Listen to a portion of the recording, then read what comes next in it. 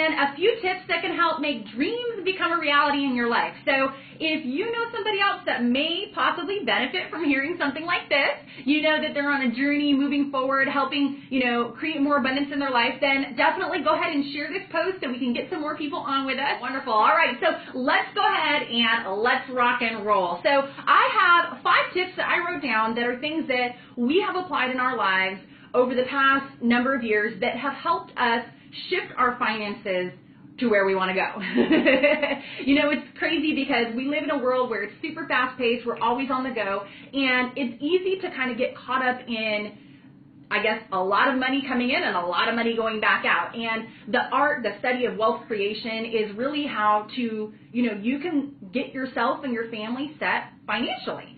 And I don't know about you, but to me that is very attractive. So these are a couple of things that I have learned that we have applied in our life over the past number of years, and so I just thought I would share them with you.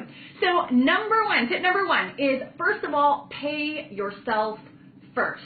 I don't know if you've ever heard this before, but it's true. You have got to pay yourself first. A check comes in the door or money gets deposited into your bank account. There's a couple of things that I personally like to do. Number one, I write a check to what I call my Freedom Fund, which is paying yourself first. This is money that we set aside for us and our family, for our future, to create more freedom in our life. So that's the type of fund where we would use it to buy property, we would use it to invest in stocks, we would use it to invest in something that we had some knowledge about that can help bring us a return back on our investments. So number one is pay yourself first. You have a freedom fund, so something that's building freedom for you and your family. You obviously want to give to God what's God, right?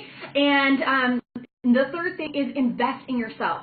For me personally, every time money comes into our household, I transfer funds into those accounts like as soon as it hits my bank account. And the more automatic that you can make it, the more successful it will be in your life.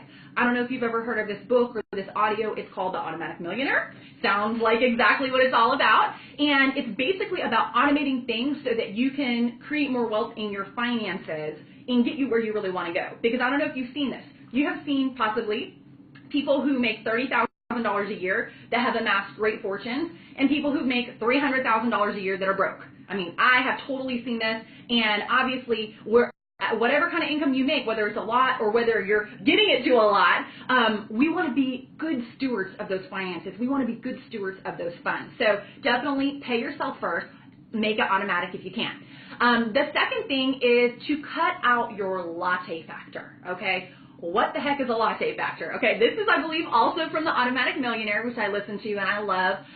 Basically, there's a lot of times people have things in their life, like getting a latte at Starbucks every day, or stopping by some store and picking up a drink, or basically it's just, let's just call it stupid things we spend money on that we really don't need, that don't necessarily enhance the quality of our life. I am all for splurging and getting nice things and doing it, but only if it's something you really want. There's a lot of times people do things just kind of out of habit that, quite frankly, maybe once in a while they really love it, really enjoy it, but all the other times they're just kind of spending money because it's a habit. So if you can, cut out your latte factor. The average person is spending, $3 a day, $5 a day on stuff that really doesn't enhance the caliber of their life. And if they would take that and put it in their Freedom Fund and invest it in something that could give them a return on investment, I mean, who knows where they could be. So it could really, really help you get ahead, especially if you know and understand compound investing. Compound interest. All right, so number 3 is to cross-check expenses, okay? As someone that formerly really struggled with my finances and didn't have a lot of money in my life at one time, I got really good at cross-checking finances. Cross-checking expenses. So what are things that you can cross-check? How about your insurance? How about your phone? How about your internet? Things that you're going to pay for and you're going to have. But you can pay this much or you can pay this much for the same service. So why overpay? Why not keep some of that wealth in your bank account doing things for you and your family versus whoever you were going to give your money to? So definitely, cross-check so that you're not overspending on things that you don't need to be. Number 4 is to invest wisely. Okay, so we have our Freedom Fund. We start building it up. We start having some nice zeros growing on the end of our bank account, right? More commas. That's what we want to see. So invest wisely. I read a book. It's one of my favorite books, The Richest Man in Babylon. I don't know if you've read this. If you have, I'm sure you got some incredible things out of it, but some of the principles in here talk about really investing your money wisely. If you're going to put money in something, make sure it's something you know something about. They say in The Millionaire Next Door, I don't know if you're familiar with that, another book and audio that I've gone through and listened to a number of times, they say that some of the most wealthy people actually invest in their own businesses. That's one of their primary sources of investing. So whether it's your business, whether it's real estate, whether it's stocks, whatever it is, make sure that you know something about what you're investing in. Don't trust somebody blindly that you're going to take their advice for your family's future, because you know, who's going to have the biggest interest, them or you? You, obviously, right? So invest wisely. Don't expect impossible earnings. You know, you have money set aside, you want to put it into something, you know, don't expect to get rich overnight, right? Because that's not how it works. We get rich, we get wealthy slowly over time, and that's how you know it's solid. That's how you know it's durable, right? So that is number 4, and number 5, and this is probably one of the biggest ones that's helped us so much, is to become a student of wealth creation. You know, whatever you focus on magnifies, right? So as somebody that grew up in California, I was raised by a single mom in the Bay Area. We were broke. We had nothing. And I never wanted to live like that. I wanted to be able to grow up one day and take care of my mom, and to be able to do things where, you know, we didn't have to worry about how much things cost. You go to a restaurant, you're looking at the prices, the first thing. Didn't want to do that. So we became a student of how to generate wealth in our life, how to change things, right?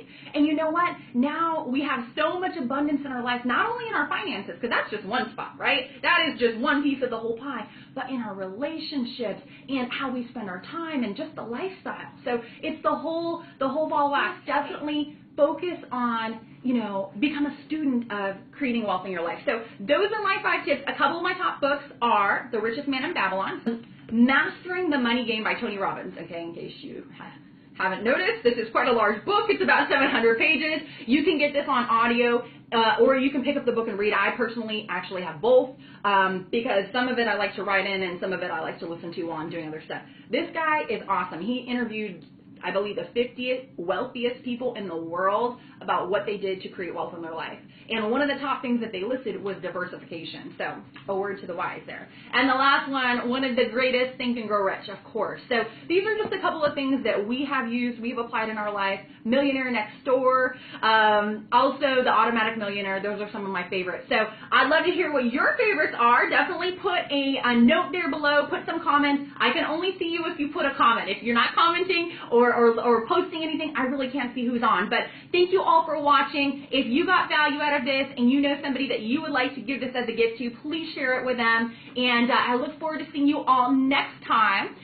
Love to connect with you as well. So send me a private message, and love to hear your story. So that is it for tonight, my friends. Take care, be blessed, and we will see you all next time.